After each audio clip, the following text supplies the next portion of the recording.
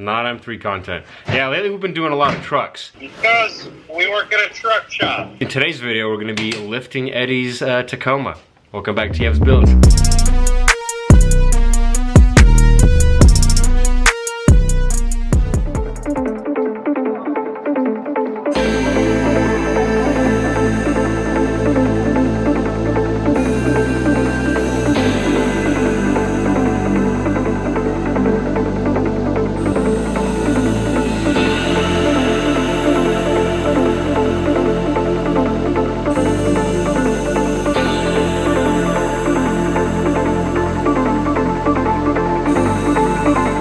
So our boy Eddie here got some rough country kit right here, man. For all you truck boys, you know that rough country's not too bad. It's some cool stuff, some good stuff right there. From what I've been hearing, some really good stuff. So we're gonna try this on. Fronts just get spacers. The rears have shocks and then also spacers with these guys. U-bolts for your springs, obviously. After today, it's gonna be lifted, and then you already know he getting some wheels too, right? Are we sneak peeking that? Sneak peek, bro. Sneak peek. Okay. Ooh, some fatty meat on this too, man. You know. But that's for later. Today, we're just lifting the sucker. Let's get to it. So if you go to the front wheel, right, this is the passenger side in our case. This spacer goes right up into here. So you see where the shock is? That's the top of the shock. It's pretty standard. It's pretty simple. If you look at this, you just gotta unscrew the nuts that hold the shock from the top, nuts from the bottom, remove the shock, put the spacer in, and put everything back in. Look, obviously it's easier said than done, but we've done this on my brother's truck, has the same one. My dad has the same truck. Similar setup. You excited or what, dude? Dude, we need to take a picture of before and after. Oh yeah, let's do that, man. Let's go.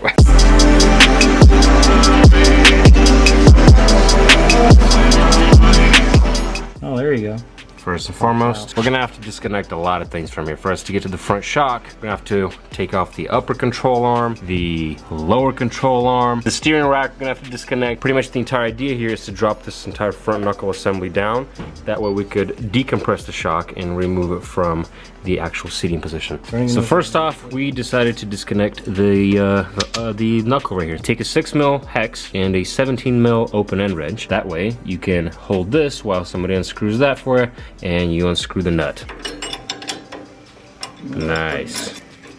This way, your sway bar end link is disconnected. So now, just to get the sway bar out of the way, you can go to the opposite side and remove this sway bar end link as well. Perfect. Next up, take a 19mm socket and unscrew this upper control arm. There you go. If you do have a jack underneath this entire assembly, that would be nice, but this might just drop a little, ever so slightly. Before we drop this entire knuckle assembly, we're gonna disconnect and loosen up the actual shock. The nut and the bolt are both 19mm. Just to get this loose, we might even pull the bolt out. Next up, the strut assembly. 3 13mm nuts.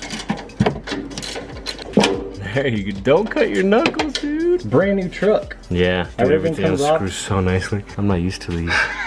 To these lavish luxuries. Yeah. And now we gotta get this loose, just so that nothing would really fall through. Really, just to be safe, we'll just get these wires loose. There you go. Perfect. Let's pull the tie rod then. It'll be much easier to get the shock out. Same sort of deal on the tie rod. Pull that cotter pin out. You gotta unbend one of the little sides. Yep. Dude, look how nice that is, dude. Take a 19mm socket. There you go. So, if you want as much and maximum play as possible with the sway bar, do what we just did entirely on the opposite side, and you'll have way more room to get the shock out. Just like that, driver's side is also fully disconnected. And now, we can flip the sway bar. Does it work? I am flipping it. Oh, it worked! Hell yeah, boy. She worked. We got maximum play, and now we have so much room to take this shock out. Boom. Tap it a little bit. Nuts and bolts are loose. The shock comes out. Bam. And now we could put that spacer in and literally assemble everything back. Mr. Shakovsky is out. So these are sweet because the factory struts and the shocks, these studs go through these little holes right here, and you tighten them up with the factory nuts and then use these nuts as the ones that go through the mounting up top. It's always a good idea to put some Loctite, some, not excessive, just some Loctite on these studs. Perfect. Tighten these suckers, and at this point, everything is literally back in reverse. Okay. Just like that. A little bit of teamwork. Yeah, that's a good idea. And that way you can align your bolt through. Woo, baby! Oh, there we go. And while they're down here, just tighten those two up with 219 mils. That's tight. There we go. And then this kit also provides new 15 mil nuts for your spacers that screw in onto your studs. So tighten those up, and in terms of shock assembly, that is all done. Then you take your 12 mil socket and remove a few bolts that hold the skid plate down. So once you take the skid plate off, we're gonna have to take the skid plate reinforcement bars off. There's gonna be a few 17 mil bolts all around perimeter. Take them off, and we're gonna have to make some cutting and some adjustments to this, but for now, let's just take it off. So when you get further down and underneath the car, we're gonna have to take this skid plate off as well. There's gonna be a few 12 mil bolts. Remove those, that way the differential is exposed. So then you go from the bottom, you take your jack, put it underneath your differential. That way it's held up in place. Don't push it up, just hold it in place. You're almost touching it? Okay, there you go. We're gonna have to put spacers in between these two big bolts right here, right? The hat of the bolts are actually gonna be 22 mil, and the top nut is gonna be a 19 mil. We gotta remove these, drop these down, put our spacer in, and then put everything back on. Perfect. Those bolts we're gonna be replacing because the kit came with the new ones. They're extended, obviously, because that's where we're putting the spacer. And now take your jack, drop it ever so slightly, that way the spacers fit in between the spaces that we just provided. There you go. So something like that. Yep, that should be good. So now you take your giant bolt that you got in the kit, put a washer under it, just like so. Take your factory washer that came off from the factory bolt, put on top of your new bolt. Take your new spacer, put it in the space provided over that bushing right there, yep, and put everything back in. The new bolts are now 19 mil instead of 22. Obviously, once the bolt goes all the way through, take your new lock nut and your washer, put the washer over the bolt, and then tighten it up with the lock nut.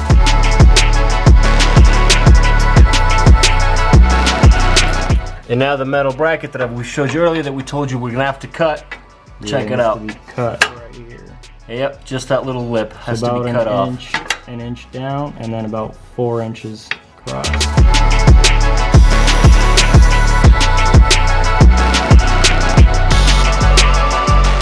Look at that fitment, dude. First try, dude. Look at that. No measuring. It's like you've done it before, dude. And then, self-explanatory, put all the shields back on, put everything the way it was, and literally at this point on, it's just a reverse from what we have just done.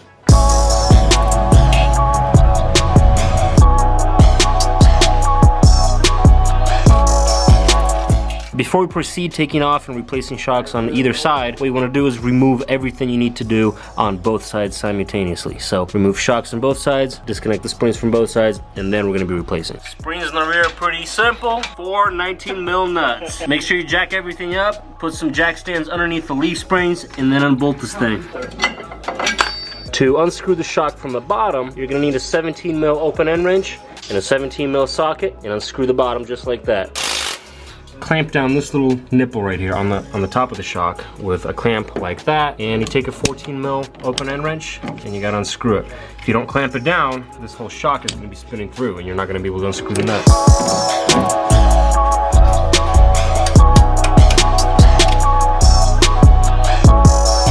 And now you slowly drop the diff, because this entire time the jack was clearly under the diff. Slowly drop it because we have to fit a block underneath these springs right here. Make sure nothing's getting tugged on nowhere. When you're putting these blocks under the spring, notice the taper of the block. There's a thinner side and more thicker side. The thicker side goes towards the back of the car. The thinner side goes towards the front. And the snipple goes on the bottom of this piece right here. Just like so. Boom. Take the piece that was in the bottom, grab your new U-bolts, and reinstall all this back on.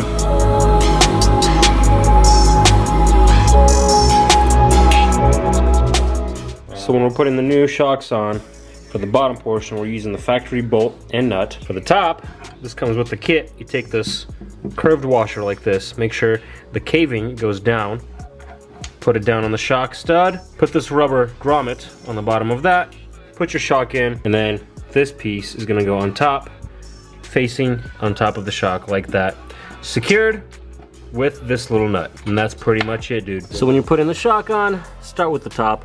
Try to mount the top and put the nut secured over that little stud right there first. You don't have to tighten it all the way. Make sure it goes through a few threads, and then lock in the bottom. Now start tightening things, dude. The bottom nuts on these U-bolts are actually gonna be 22 mil. So you gotta get a bigger socket, tighten everything up, and your truck is lifted, boy. When you're tightening the U-bolts, make sure the U-bolts are centered all properly.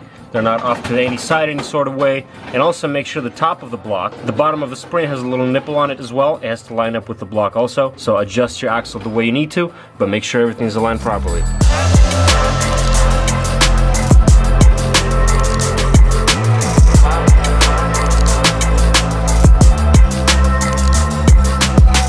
And just like that, you've got yourself a lifted Tacoma. Here's a little before photo. And here's a little after photo. You gotta admit, it's just that much more sexy. It's not a crazy lift to where you can go freely rock crawl and not worry about a single thing, but it's enough to make it look a lot better. And that's gonna do it for this video. Dude, if you're interested in stuff like this, I mean, mainly we specialize in V10s and M3s and M5s and all that, because that's currently what we're doing. We're doing a little swap right here. But that's, we do some trucks on the side. Once in a while, we'll do something with trucks. With that being said, appreciate you. Peace.